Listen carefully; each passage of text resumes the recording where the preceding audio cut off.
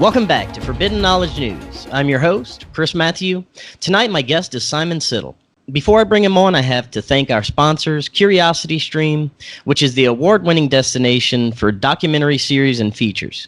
CuriosityStream delivers shows across the full spectrum of the nonfiction genre to demystify science, nature, history, technology, society, lifestyle, and much more. Satisfy your thirst for knowledge anytime and anywhere with CuriosityStream. Just click the link in the description to start your subscription today. They start at only $2.99 a month. And I want to thank C60 Purple Power. I know you hear me every show talking about how great C60 is. Well, for me, it really is, and you need to check it out for yourself. Take back control of your health. Visit c60purplepower.com/knowledge10. Use coupon code knowledge10, or just click the link in the description to get 10% off your order plus free shipping. And if you're ready to go the full extra mile for yourself, your health, and spiritual well-being, check out Karen Holton. She offers not only health and wellness coaching, but the best quality organized zendomes, crystals, and much more. Just visit her website by clicking the link in the description, and tune in next Sunday to her YouTube channel for a new episode of Forbidden Transformation. It's a live interactive show which I co-host with her. Tonight, I want to welcome Simon Siddol. After decades of teaching music one-on-one using consciousness-raising techniques and shamanic perspectives, he set himself the mission of waking the Western world up to the black magic and social engineering being currently peddled as music, specifically to start a new aesthetic of wholesome, life-affirming, energetically aware musicianship. He believes the time is now or never for musicians to take up their shamanic powers and responsibilities. Simon, welcome. How are you doing tonight? I'm good, thank you very much. It's a pleasure to be here. Thank you for having me on. Well, thank you so much for joining us. I've been looking forward to it. I myself am a musician. I started playing guitar at the age of 10, singing. I was playing in rock bands, writing original music, which I occasionally still do. And I've always I've always preferred the more unknown alternative music that you don't hear in the mainstream, because mainstream music to me, it never really got me. It never gave me that emotional response that I always got from the music I liked. And I notice now it's even worse. I can't even turn on the radio most of the time without hearing something that's just awful. But I've also personally experienced profound effects from music. Not only the way it affects a person's mood or happiness, I've experienced healing effects. And your research uncovers not only that the mainstream music has been essentially weaponizing our music through the modern music industry, but they've been doing this since ancient civilizations. And you've also researched and practiced healthy, positive, or conscious music and the profound effects that it has on us. First, I'd like to start with what got you started into looking into the poisonous music and then its solutions. Okay, well, the poisonous element of the music is something that I think we've all felt somewhere inside ourselves for most of our lives. We've lived, if we live in the Western world, we've lived with poisonous music for a long time. We hear it every time we go in a shop. It's more about becoming aware of what's going on with it rather than merely feeling it. And this is what I've been trying to do with my career. I've been a teacher. I was somewhat of a musical prodigy when I was a child, and I went through various stages of wanting to be a concert musician and then a composer and an improviser. And actually after college, the one thing that connected and gave me any kind of support was being a teacher. So I started teaching piano. And I'd always had from teenage years an interest in, well, I don't think people called it occult very much back then, but it was consciousness studies of all sorts.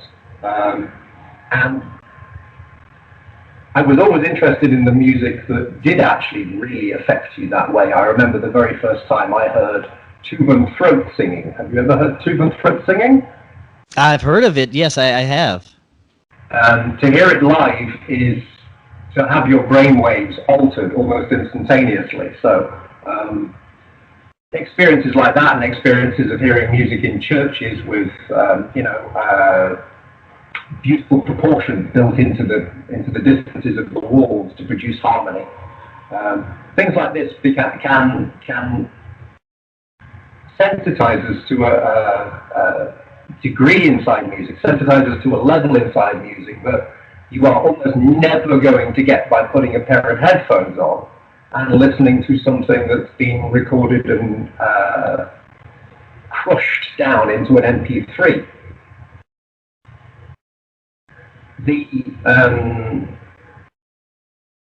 Let me just track back on that for a second. What I was trying to tell you why I'm interested in these two things together, and the poisonous element of it.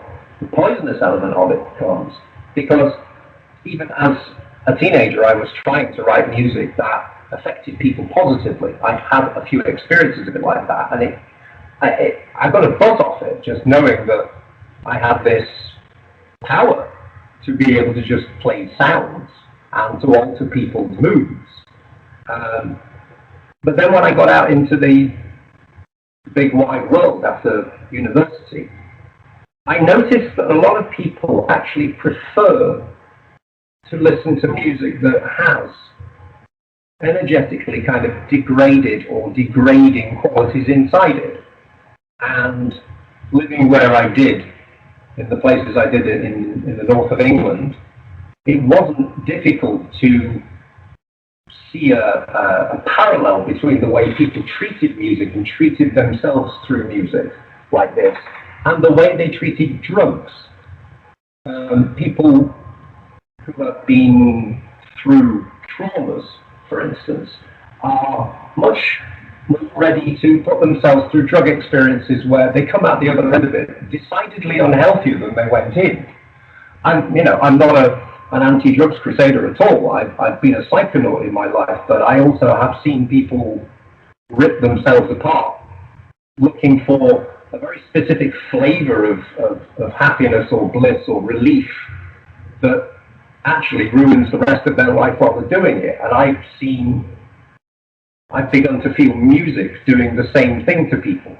And I've come to the strong belief now that we have been culturally trained to gravitate towards this sort of music. We've had so much of it poured in our ears that to the average person that doesn't have the adventurousness like you to go and listen to music that has intriguingly different qualities in it, to people who just fall into the mainstream rut, well, that mainstream rut has got all sorts of toxic things going on inside it. And having been just a one-on-one teacher of people for a long time, I came to the conclusion that it's time I got out there and told people what I know about the qualities of what is toxic in music and what we can do about it. Very good. Now, based on your research, how far back does the manipulation of music, as far as the changing of a music in a way to where it affects us negatively, how far back would you say that even goes? Well, I must admit that a lot of what I'm talking about here is speculation and it is intuition of what's going on. But I do know for a fact that the cult of Dionysus has existed for thousands of years, and part of the rituals of the cult of Dionysus are wine and song. So I know from various different people that I've studied through my life. I've been a big fan of Michael Sarion's work. I don't know whether you know him. He talks a lot about ancient cults. And through his research and through others, I've learned that even back then, there were people using music as an element of magic, an element of mind-changing technology. Plus, you can also be seen in, let me just find this quote for a second for you here. It's, there's a quote from Plato, and off the top of my head, I can't honestly remember how old Plato is, but he is thousands of years back. And Plato had some big opinions about the nature of music. And one of those opinions about the nature of music, I'll perhaps find that quote later, I can just paraphrase it for you. His opinion was that if you change the very scale, the mode, as he called it at the time, if you change the very scale of the music that you played in a province, in a city, in a land, it would irrevocably alter the entire psyche of the people of that land. And as such, he suggested it be completely forbidden to do so. That's how much he thought that simply the tonal degrees of a scalic step can actually alter entire civilization psyches. As far as more recently is concerned, I have a theory that there was a high point in Western, in European art music about the death of Beethoven, which is 1826, I think,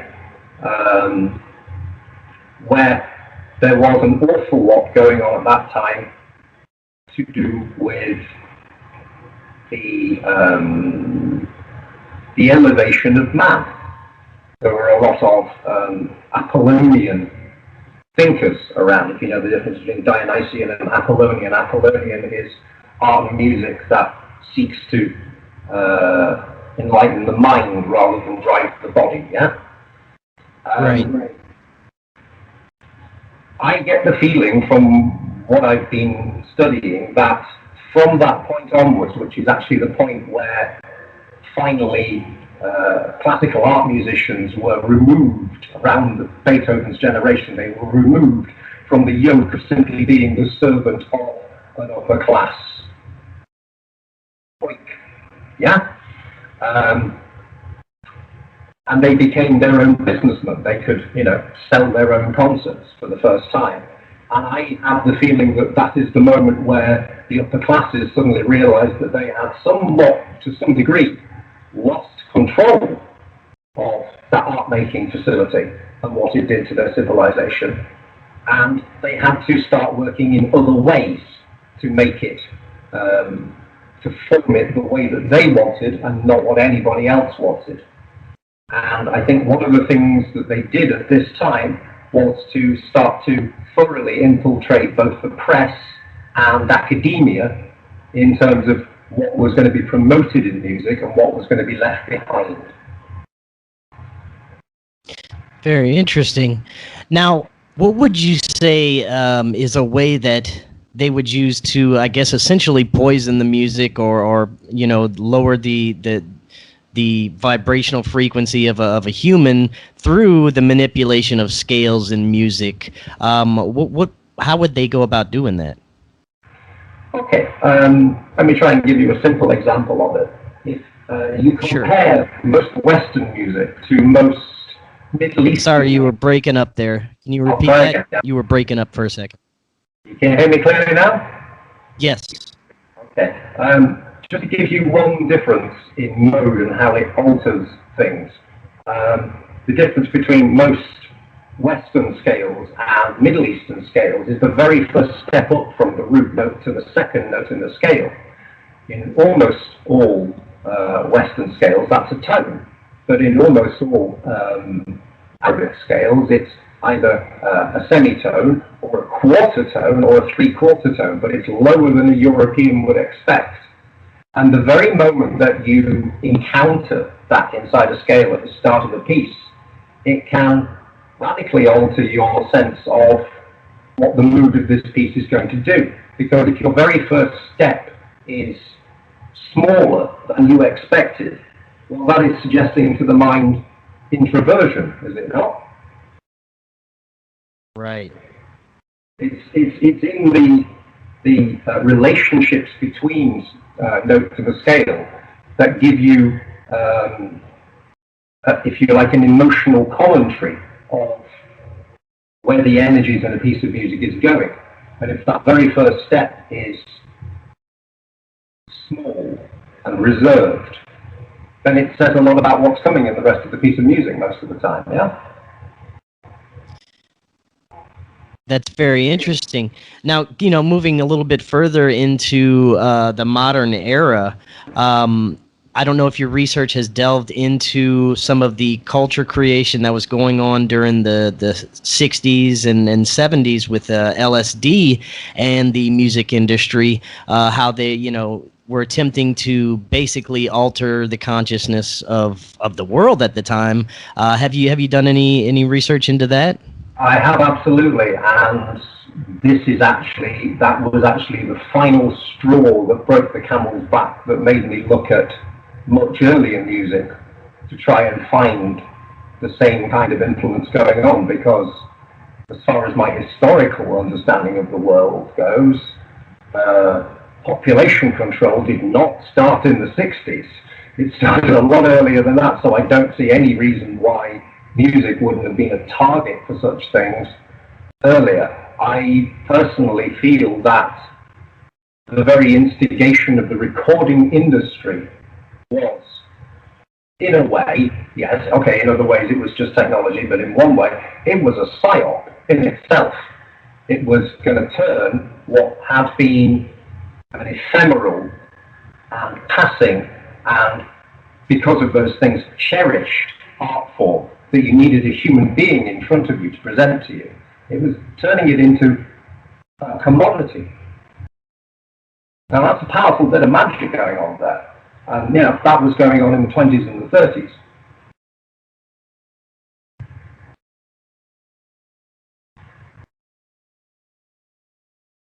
Simon, you there? Hello, I'm here.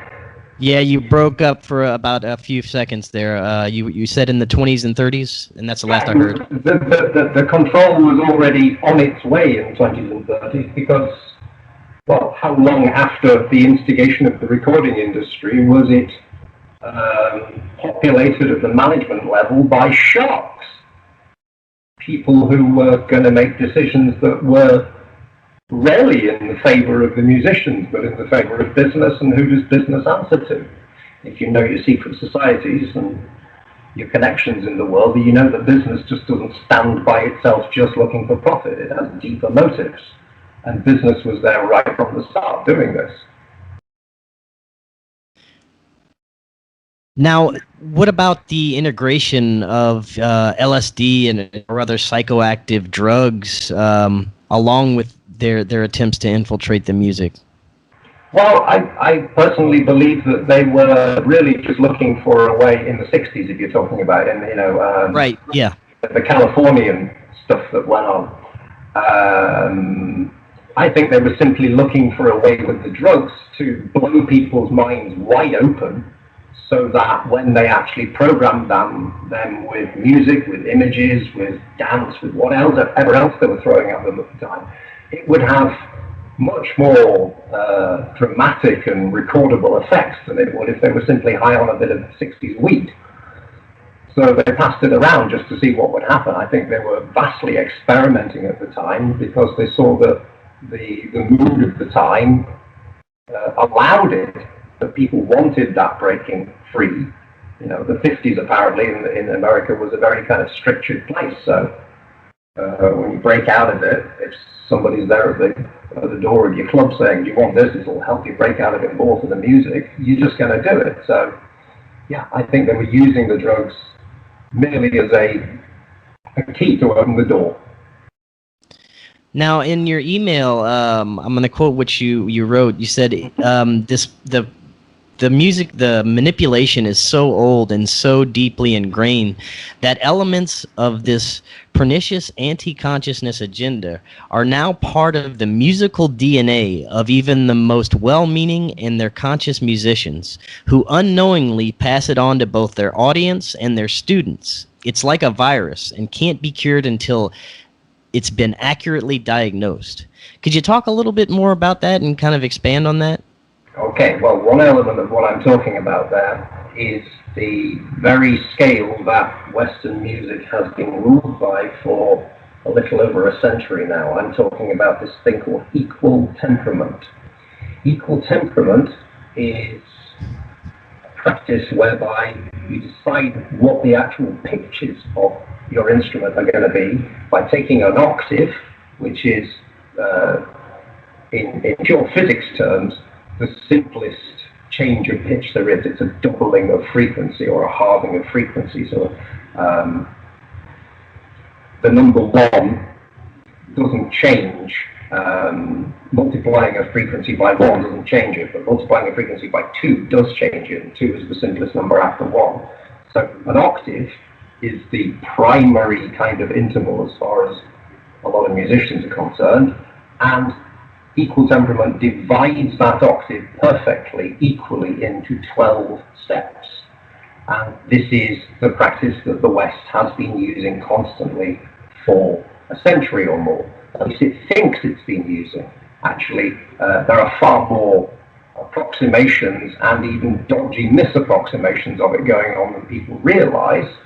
And there are actually pieces of music where people think they're trying to play in that tuning system, but they're actually playing something more beautiful, and people recognize it for that. This is very true inside orchestral brass players, who rarely play in equal temperament unless they are forced to by the other instruments around them. They would much rather play in another system called just intonation, which uses much more simple mathematics to work out a scale. When you use equal temperament, the mathematics that is required to work out those frequencies has to use a number which is the 12th root of 2, which is the number that if you multiplied it by itself 12 times would equal 2, which is about 1.09. It's a very irrational number, and the mind feels it as an irrational number. When a scale is built out of simple numbers like 3 over 2 and 5 over 4, which are simple fractions that anybody with 2 cups with some liquid could demonstrate those fractions quite easily. When you have scales that are built from these numbers, you get a different understanding from music. And just intonation is actually only one example of an alternate tuning system that has been rumbling underneath the surface of Western music for the whole 20th century, and actually more so now in the 21st century. The movement as a whole is known as the Zen harmonicists. Zen as in X-E-N, meaning foreign, meaning actually just not 12-tone equal temperament, the thing that we have been monolithically stuck on all this time. The reason why I find this sound, the use of 12-tone equal temperament, toxic, is because it is an extremely limiting force.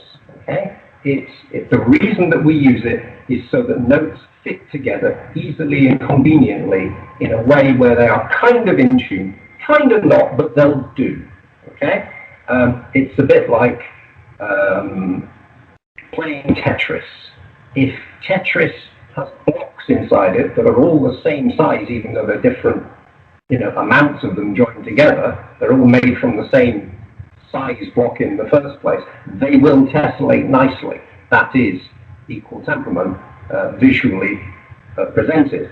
But other tuning systems would actually build those blocks of different sizes so that they don't tessellate and they cause what you might call dissonances, what you might call higher consonances than you can get in equal temperament. It gives you, these different tuning systems give you a much, much wider palette of sound and consonance and dissonance that can impart information, both intellectual and emotional and visceral. And for the sake of convenience, and for other reasons that I won't try to dive into here because it would take too long, it's been pushed and pushed for the last century. And underneath the surface, there is something with much more capacity to communicate, waiting for its moment to come out into the light and put the thing that we've been using back in the shade where it belongs. Just to finish that thought off, I'll give you the general opinion of 17th century musicians and their tuning systems about equal temperament. They looked at the possibility of equal temperament and they said, why on earth would you want to flatten out all of these wonderful colours? What a ridiculous thing to do. Now, a lot of people don't realize or don't think about it often how important not only language but music is to early childhood development in a human. Could you talk a little bit about that and how it can affect the development of a child? Well, sure thing. Music is built out of, you can't call them sentences, but it is built out of forms that have a degree to, they have a part to them that is similar to rhyming schemes. It's similar to the very first simple constructions you might make with building blocks. And before speech really comes to us, we've already soaked in some of these forms of speech and the way that they might transact in thoughts through the way that we've listened to music and the way music reflects itself and inverts itself and questions itself. Yeah? And to a degree, the kind of music that children love, which is, simple nursery rhyme music, is exactly the right music for them to be teaching them those basic functions inside thought. The trouble comes when they go from nursery rhymes at 3 to Disney songs at 8 to whatever creature Disney people turn into by the time they're 21 and they lose psychic control of them, listening to that at 13. Because the progression from one to the other, while it may contain more adult themes, actually down at the emotional level, the music has barely developed. When you get to, it's something that I've encountered in my teaching a lot. It's teaching, because I've taught a lot of teenagers. I've met a lot of those teenagers, younger brothers and sisters as well. And in my part of the world, a lot of them are crazy about pop music. And pop music, beyond a certain age, because it is so simple in its musical transactions, it's actually reinforcing staying infantile in your thought patterns. And I've seen, because, as a teacher, you end up teaching people for quite a few years at a time, I've seen the development of some of these children, and some of these children really do end up emotionally undeveloped from simply listening to pop music all the time, because nobody in the family, even actually after I sort of suggested that it might be a good thing, nobody has introduced them to any music with any more complexity that challenges them or makes them think or makes them feel in more complex ways. So, one of the toxins I would like to make a hullabaloo about and invite the world to address a little bit more is actually not so much a poison that sort of hurts us directly, but the idea that a lot of modern music is stunting us, both in our intellect and in our concentration and in our emotional literacy inside ourselves. Right, and it's when you look at not only the musical composition and the way it sounds to you, but you look at the lyrics of modern music. From what I've heard, these lyrics are so dumbed down, and it's just the simplest or most obnoxious or negative, just not unintelligent, not conscious music, definitely, that from most of what I hear nowadays. And I would imagine that the lyrics of the music would have just a profound effect as the actual composition and tones of the music as well, right? Well, absolutely, but what's going on, as far as I can see there, is that when they present those lyrics, which if you took the suggestions in them seriously, you might find yourself at a psychic or mental or emotional disadvantage for having taken that advice. When they present that advice to you, they present it across a riff. Okay, I won't even glorify it by calling it a tune, because most of the time it's 3 pitches, and I don't really consider 3 pitches a tune. But the point is that the tune is so basic and so repetitive that it becomes a meme. It becomes a mind virus. Yeah, if it's something that you're simply looking for a moment's entertainment, and you just find this catchy little tune that actually it's the drum beat underneath it that's making it catchy. The tune itself is just hammering itself into your consciousness, and it's a little bomb with the thought of the lyric inside it, and it's the very repetitive nature of it, the thing that anybody with any development in music goes, oh, can't you actually do something with that tune instead of just playing it over and over again? No, the whole point of its repetitiveness is to just bang it into the minds of those people who would be willing to listen to music like that. Very interesting. Now, I'd like to take a look at some of the effects that music actually has on people. Let's start with some positive effects. I know I've personally experienced healing effects. There's been quite a few times where I have severe stomach problems at times, and I in extreme pain, can't move, and I'll put on the right music, and it just within minutes I begin to feel better, and it's like it has this healing effect on me. What are some of other effects music may have along with healing? Okay, well, let me try and find the reference to it, but part of what I looked at while I was developing these ideas was the fact that just up the road from me, in Bradford, in Yorkshire, there was a school that was miserably failing. The environment there was not good for the kids, and the kids were just not passing exams and not happy, and all sorts of things going wrong. And they got a headmaster in who insisted on rehabilitating music and dance into everybody's education. And within a year or so, the entire school had turned around and was actually a functioning school again, with happiness and hope and possibilities inside it. So there are elements inside music that can simply give you a handle onto what's going on inside yourself.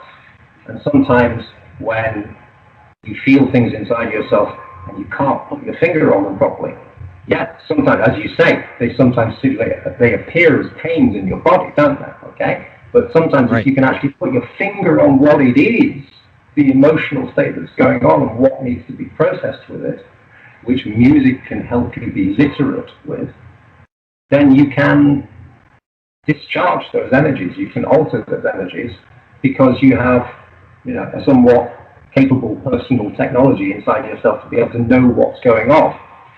Music can educate you into finer and finer degrees of emotional literacy, and therefore also control and the capacity to see your dynamics inside yourself. This is another one of the reasons why I find pop music and music which is a few minutes long, basically, to be quite damaging when people listen to enormous amounts of it, is that it rarely has the opportunity in terms of time to develop in any way and produce a dynamic. A pop song will have 3 sections to the tops, and they won't develop from one to the other. They'll simply click from one to the other. And as an example to your own mind as to what you can do with your emotional state, what that's saying is, well, you have different emotional states. They come and go. You have no idea how you get from one to the other. They just are. They just come and they just go, and you have no control. Whereas listening to a piece of music which actually has development that takes it from one emotional state to another can actually give you a ride which teaches you what to look for, what to feel inside yourself as you become more emotionally literate, as you become capable of finding a dynamism inside your own mood instead of being either locked in one place or bipolar or whatever other stuck thing you might be suffering. And there's also the the Mozart effect, where people scored higher on IQ tests after listening to Mozart or other classical music, right? Yeah, it was actually quite specifically Mozart. There's a strange thing about it in that Mozart had a kind of skill that could work at many levels at once in terms of the symmetry and the beauty inside his music.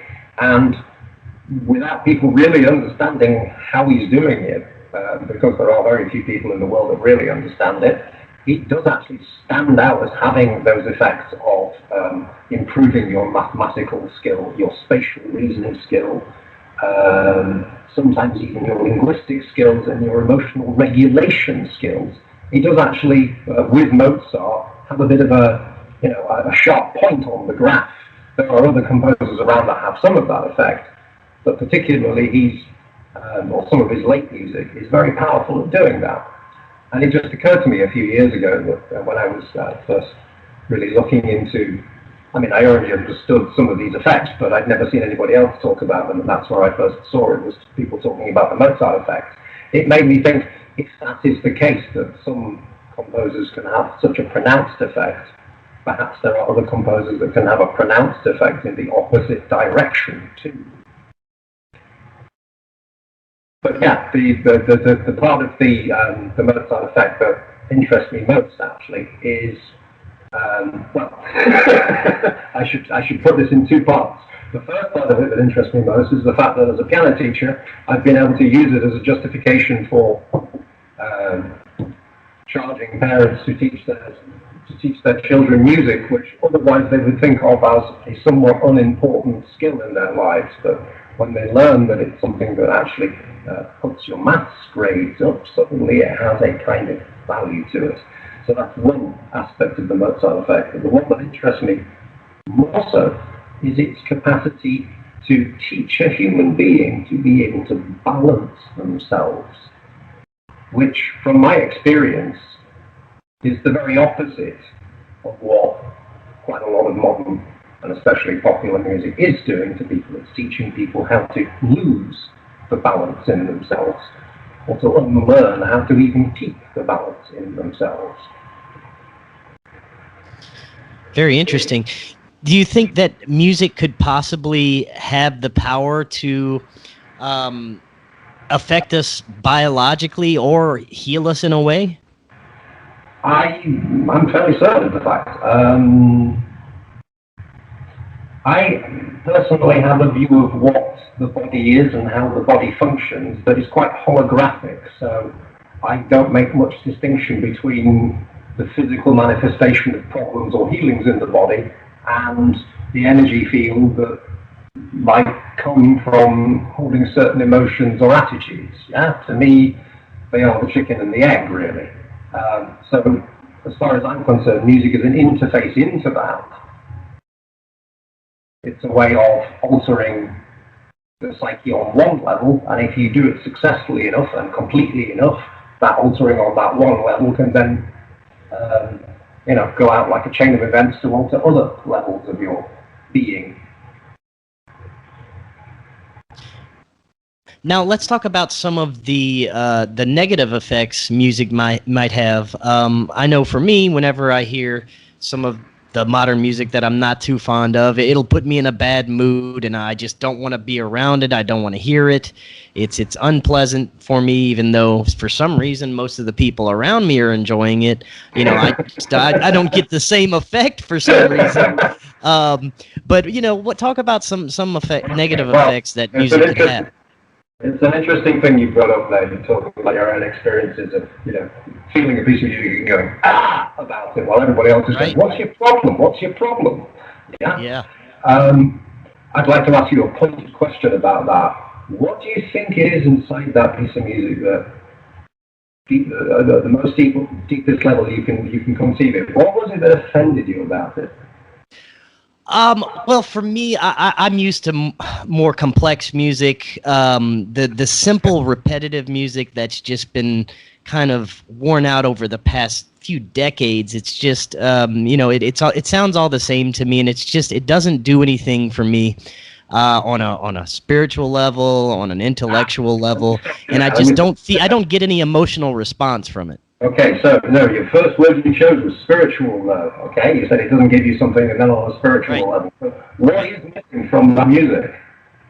I'm sorry, what was that? So, if you're saying there was something missing from it, and then you're immediately talking about spiritual things, what is really missing from that music? Put the nail on the head. What is that word? Right. It's soulless, isn't it? That music is soulless, yeah? Right. And I'm sorry to sort of be so polarizing, but the reason why so many people don't notice it is, guess what? They don't have much soul. That's why they don't notice. It's only people who've actually developed some soul, some sensitivity in their soul, who would actually look at this music and go, that's actually belittling me in some way. Yeah? Right. Yes, so, makes sense. This is why we don't just go, oh, that's a bit boring, no, I can't be bothered with that, I think I'll leave. You don't feel that, do you? You think, oh, God, no. Yeah? You get to a point where you are almost physically offended by the music, okay? Right. Because, you wouldn't get that offended if it wasn't actually assaulting you in some way, would you? Yeah, I would have to think not. No. That's what it's doing. It's giving you an influence, which is saying return to automaton. Yeah? Can you repeat what you just said? It's keeping you under influence and what? It's giving you an influence that's saying return to being an automaton. Yes. Inside this thought form, behave with that simplicity. And, when you look across the crowd at the people enjoying it, you go, oh, God, they're complying. And that's upsetting, isn't it? To somebody with soul, you look at it and go, I wish I could help these people, but get the hell out of here. Yeah, I definitely feel that. Yeah, it's very odd to me, the type of music that most people are enjoying now. It has a complete opposite effect on me and a few other people that I know. I mean, one element of this is that it's been going on for quite a few decades now that commercial music, especially, has had all of the subtleties that, well, when you play an instrument live and you play an acoustic instrument, there are so many little imperfections inside what you do, inside the tone, inside the timing, inside the tuning, inside the creaking of the stool that you're sat on, all sorts of different things, especially when musicians play together, the timing issues going on between the two musicians. Some of it will be conscious for them, some of it will be coming straight from their body, some of it will be coming from somewhere else inside them as well. You could call that the unconscious, you could call it the soul, but sometimes, and we've all heard it, there's a group of musicians that comes together somewhere and they all click together on that level, and it just creates a blessed piece of music. I presume you've witnessed one of those pieces of music sometime in your life. Yeah? Oh, definitely. Being in a band, I experienced it firsthand, where you get into this kind of this mode where you're syncing so well with the other members of the band, and it's like it's coming from somewhere else. It's like you're just going with it and it's flowing through you. I've definitely experienced that. Well, yes. That thing that you're experiencing now, consider the fact that if you could record that very thing separately on a separate track inside a recording studio, that would be the thing that the recording engineer would go, oh, thanks, mate, you've made that really convenient, and they just delete it immediately. Right. Yeah. So that all the drumming was absolutely square on the beat, and all the guitars were absolutely with the drums, and all the pitches were absolutely perfectly on their equally tempered spots. All of this is removed for this weird false sense of perfection, which is actually a sense of perfection more akin to a computer than it is a human being. Right. So, the more of this subtlety is removed from a piece of music, the more it is, to some degree, even if it's just a gentle suggestion of an influence, it is dehumanizing at some level. Yeah. So, part of what I'm trying to set fire in people's minds is the idea that we've all been too lenient on music, on musicians, on people who just use music and play music in certain places where we have to go. We've been too lenient on just saying, oh, it's just music. It won't really hurt me. I'll just put up with it for 10 minutes, whatever it is. And it's a dehumanizing effect. I don't want people to panic about it or to get paranoid about it, but I want people to get to realize that it's more of a subtle and continuous influence than most people would grant it.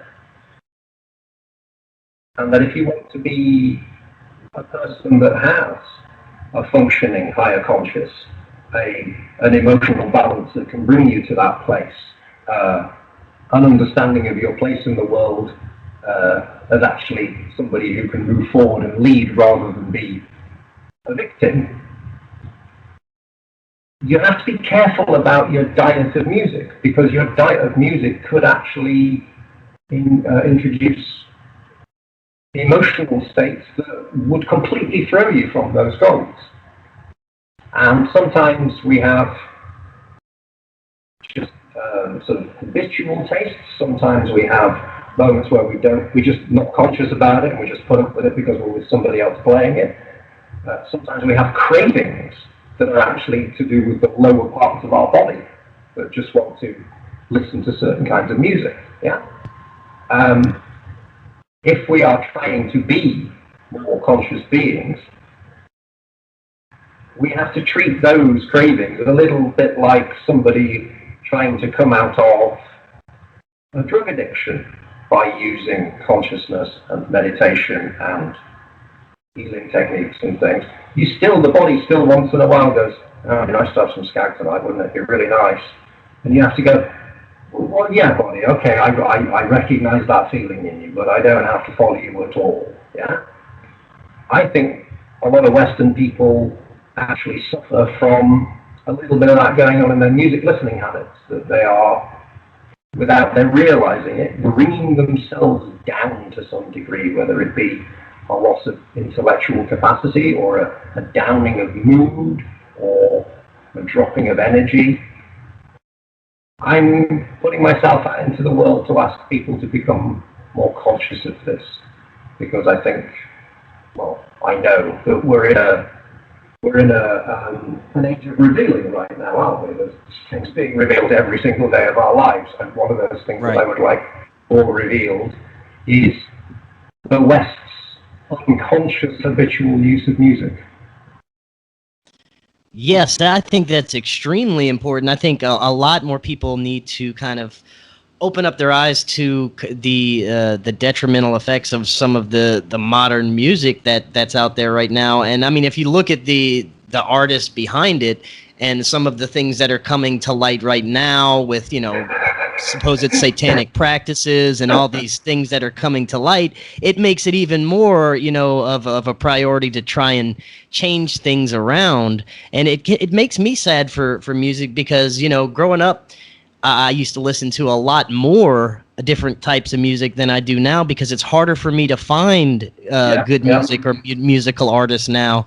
And it makes me worry about the future of what our music industry and everything is going to be going, because it seems that each year that passes, it keeps degrading in quality. And I think we need a new era of musicians.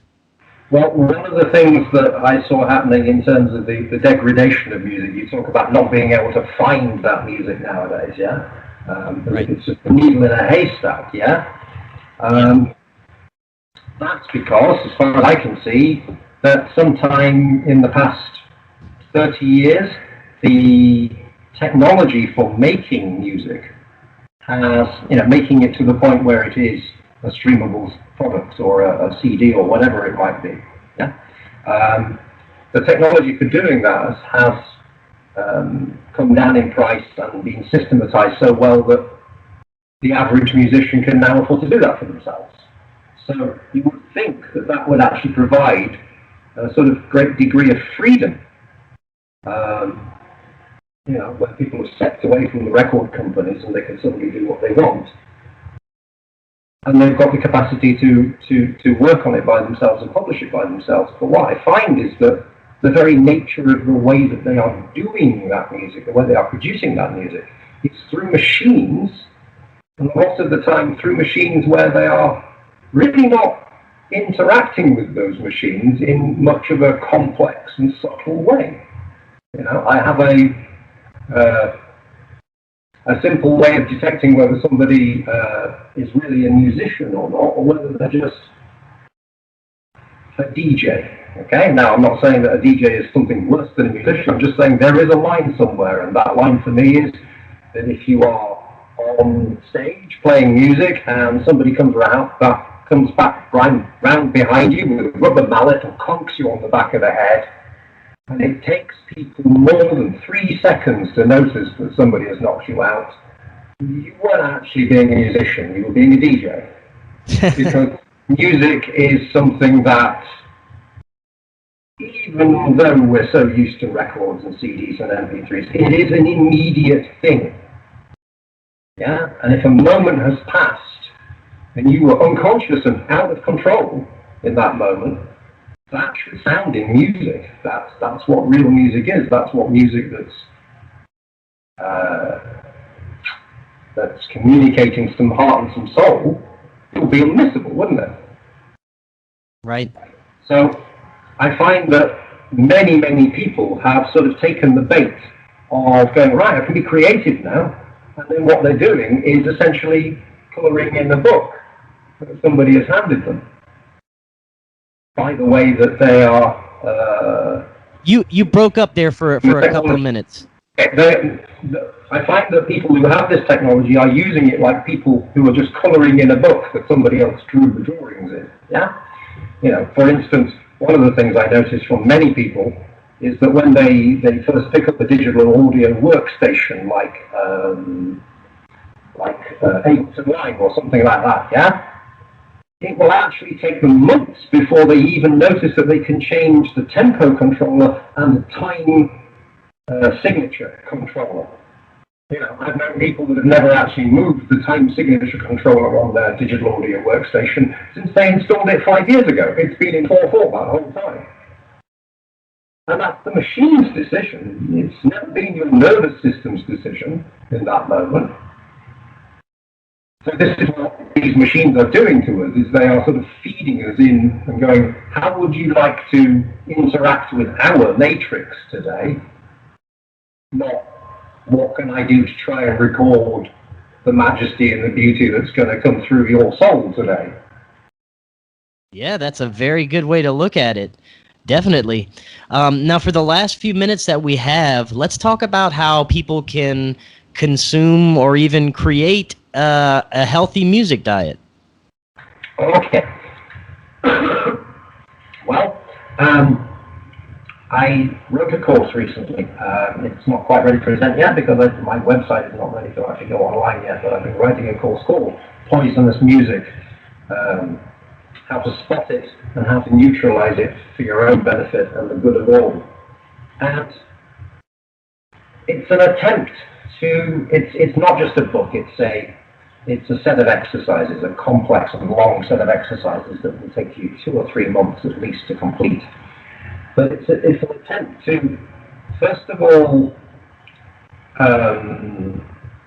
remove your bigotries around what kind of music you might just immediately go, nah, not interested about within 3 seconds of listening to it, yeah?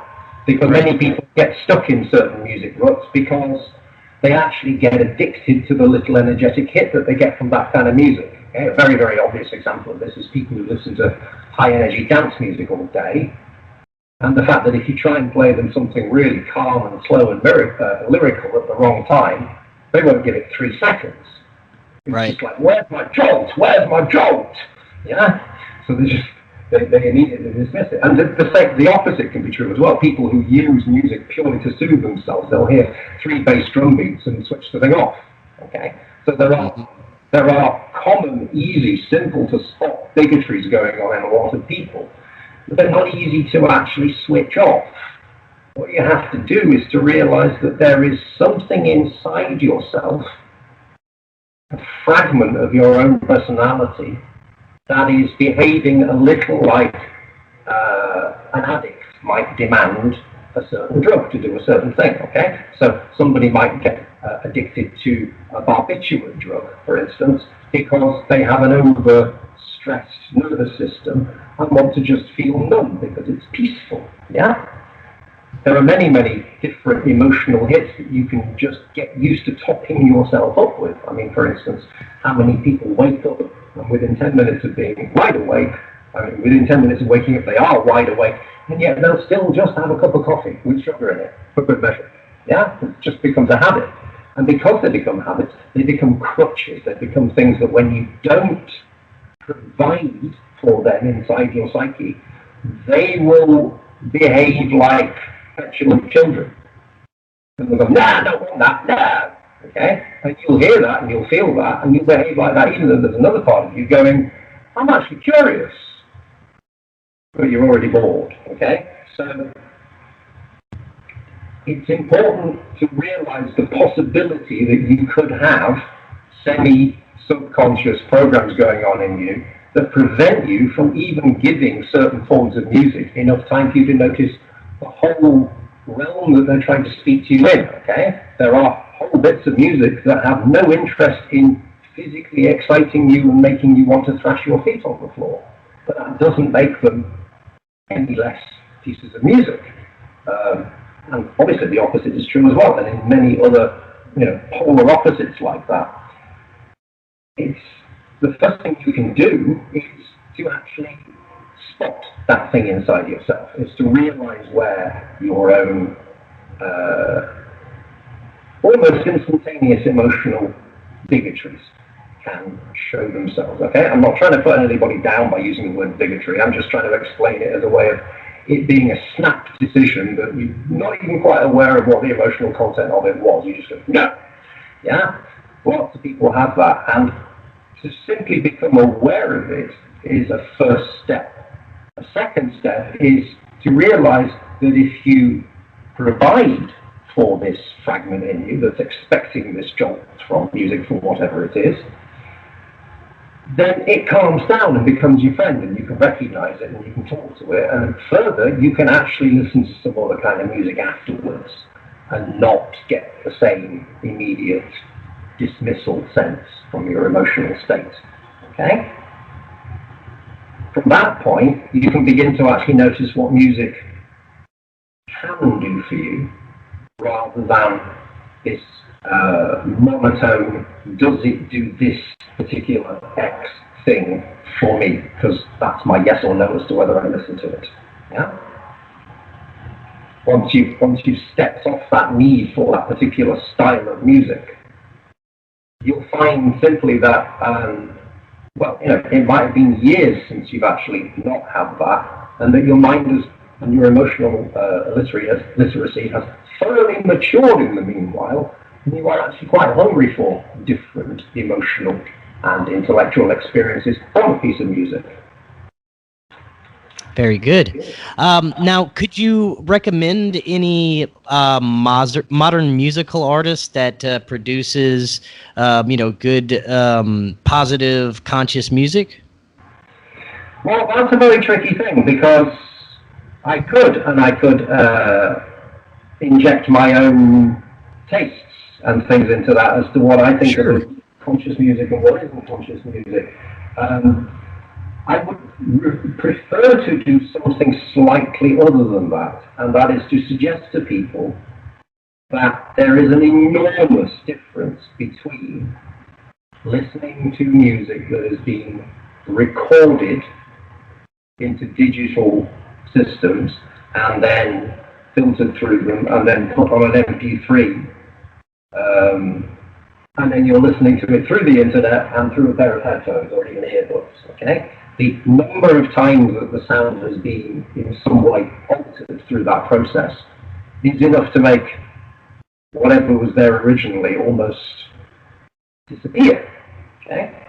What I would suggest is that if you want healthiness, if you want benefit from music in a way that actually feeds your soul and your emotional fluidity and your intellect, I would go and find some music that is acoustic, that is played to a small enough audience that nobody even has to have any amplification.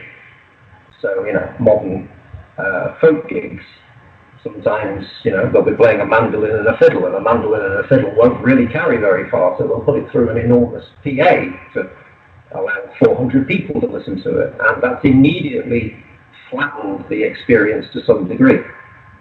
I would say to people, no, don't even go out looking for recordings of some famous composer who's going to give you a spiritual experience. I say, get down the pub, go and find a local musician who's good, who sets you on edge or delights you in some way, and then go and sit in the front row and really, really take in what they're doing. And you will find that the difference between, being on your own listening to an MP3 through a little electronic device and actually having a human with some degree of musical mastery in front of you is enormous. I want people to try and remember that on a regular basis, so that when they are simply, looking for that emotional hit and they're grubbing through lots and lots of very low quality recordings for it, I want them to realize that they're not looking in the right place. Right. Very good. Well, Simon, thank you so much for coming on tonight. You said your website is still in development? My website is still in development. If anybody wants to get in contact with me, I've got pages on YouTube, I've got pages on minds.com, and I've got pages on BitChute. You just look up The Conscious Music School. And that's The Conscious Music School, right? The Conscious Music School, all one word, yeah. Okay, and if anybody wants to really help me along, then I have a GoFundMe page where people who present me with enough donations will actually get some of the courses that I intend to sell on the website as soon as it is up. So if I could just give you the address of that, that's gofundme.com/f/ and then a sentence with all the words having hyphens between them. Help build the Conscious Music School website. Simon, you were breaking up when you said that. Could you repeat that website? And I'll leave the link in the description so they can just click that. Yeah, I'll just say it one more time. GoFundMe.com/f/help build the Conscious Music School website. And all that last phrase has hyphens between the words. Okay, well, you just go ahead and email me that so I can put that in the description for the audience, because you were still breaking up, but that's okay. They'll get the link there in the description. Simon, thank you again so much for coming on. Very important information. Everyone should share this and just have some conscious thought about the music you're listening to and how it's affecting you. It's very fascinating stuff. I'd love to have you back on in the future, too. I'd love to come back in the future, too. Thank you very much.